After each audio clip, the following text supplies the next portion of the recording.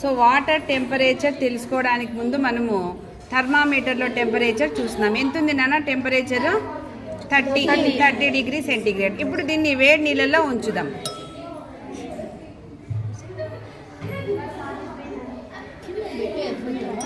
ఇప్పుడు ఈ టెంపరేచర్లో ఏమైనా చేంజ్ కలిగిందేమో అబ్జర్వ్ చేద్దాం. ఒకసారి గమనించండి, టెంపరేచర్ ఎంత ఉంది ఇప్పుడు? 35. ఇంకా పెరుగుతుందా?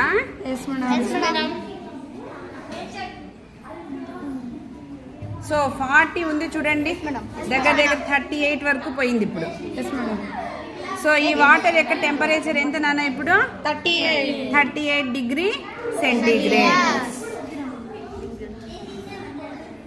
ఇప్పుడు తీసేసినాం, వాటర్లో నుంచి బయటికి తీసేసినాం.